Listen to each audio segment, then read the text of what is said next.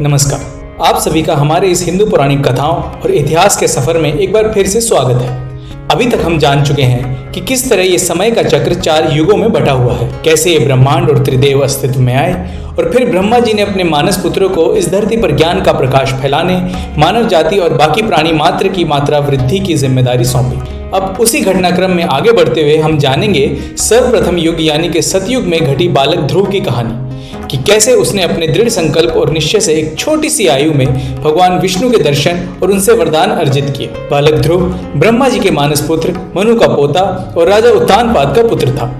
राजा उत्तानपाद की 2 रानियां थी। बड़ी रानी सुनीति, जिनका पुत्र ध्रुव था। सुनीति स्वभाव की बहुत दयालु और सौम्य थी। छोटी रानी थी सुरुचि, जिनके पुत्र का नाम था उत्तम और वो स्वभाव से कठोर और चालाक थी। उन्हें अपने सौंदर्य का बहुत घमंड और अभिमान था।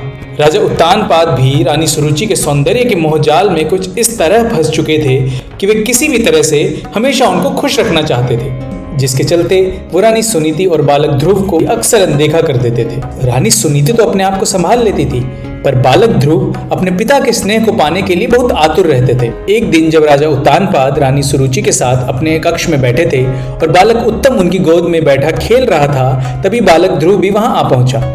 राजा को उत्तम के साथ ऐसा हंसी टिटोली करते देख उसका भी मन अपने पिता की गोद में बैठकर ये आनंद लेने का किया और वो राजा उत्तानपाद के पास पहुंचकर उनकी गोद में बैठने का प्रयास करने लगा। ये देखकर सुरुचि क्रोध से भर गई और उसने ध्रुव को धक्का मारकर जमीन पर गिरा दिया। सुरुचि ने ध्रुव से कहा कि अगर उसे अपने पिता की गोद में बैठना है तो वो घोर तप करके भगवान से वरदान मांगे कि वो अगले जन्म में सुरुचि के गर्भ से जन्म ले, तभी उसे ये सौभाग्य मिल सकता है। ध्रुव को सुरुचि के शब्दों से ज्यादा इस बात का बुरा लग रहा था कि इस तरह के व्यवहार को देखकर भी उनके पिता राजा उत्तानपाद चुप रहे। उन्होंने ना तो ध्रुव को प्यार किया, ना कोई सांत्वना दी और ना ही रानी सुरुचि से कुछ कहा। इस बात से आहत होकर ध्रुव रोते रोते अपनी माँ के पास चला गया और उसने सारा वृतांत अपनी माँ को बता दिया।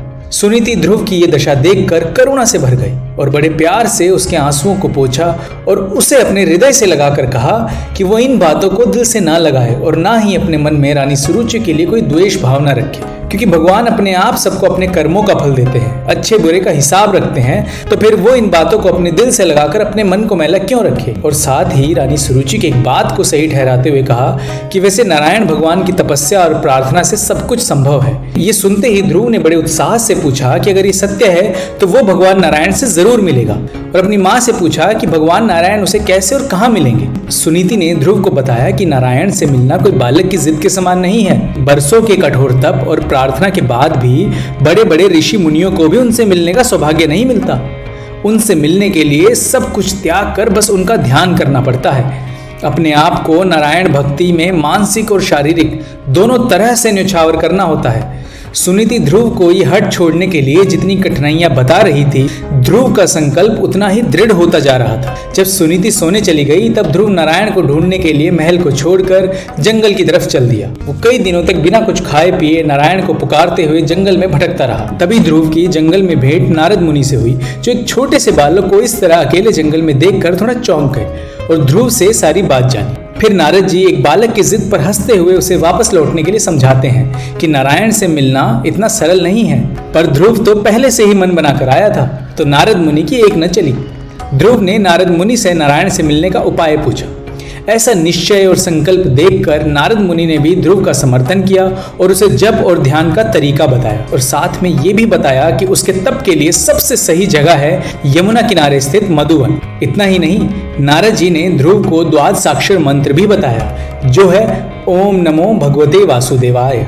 नारद मुनि से मंत्र और बाकी विद्या लेकर ध्रुव तप करने के लिए मधुवन की ओर चला गया और उसने अपना तप प्रारंभ किया। समय के साथ साथ ध्रुव का तप और भी दृढ़ और कठोर होता चला गया। वो इतना सख्त हो गया कि धीरे धीरे उसने फल और जल भी त्याग दिया और एक समाधि की सी अवस्था में पहुंच गया, मानो उसने बाहरी संसार से अपने आप को पूरी तरह से अलग कर दिया हो। इस घोर तप को देखकर इंद्र और बाकी देवता डरने लगे और इस तप को भंग करने की कई विफल कोशिशें की, पर ध्रुव अपने तप में लीन रहा। अंततः ध्रुव समाधि की उस अवस्था में पहुंच गया जहां उसने अपनी सांस को भी रोक लिया, जिसके परिणाम स्वरूप समस्त सृष्टि में हवा का प्रवाह रुक गया। देवतागण, मनुष्य और जानवर सभी का दम घुटने लगा। सभी देवता ये देखकर घबरा गए और उन्होंने भगवान विष्णु से इस बालक की तपस्या को सफल करने का अनुरोध किया ताकि ये सृष्टि फिर से अपने सामान्य रूप में आ जाए और प्राणी मात्र की जान बच सके। तब भगवान विष्णु ने ध्रुव की तपस्या से प्रसन्न होकर उसे दर्शन दी।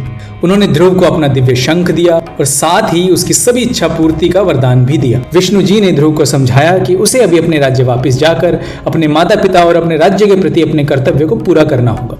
जब इस धरती पर उसका समय पूरा हो जाएगा तब वो इस आकाश में देवता, अप्सराओं, ऋषि और गंधर्वों के साथ ध्रुव तारा बनकर हमेशा के लिए विद्यमान हो जाएगा। ये कहकर भगवान विष्णु चले गए और ध्रुव अपने राज्य लौट गया। ध्रुव की अनुपस्थिति ने राजा उत्तानपाद और रानी सुरुचि को भी उनकी गलती का एहसास करा दिया था और जब ध्रुव वापस लौटा तो दोनों ने ध्रुव से क्षमा मांगी और रानी सुनीति ने उसे गले से लगा ली।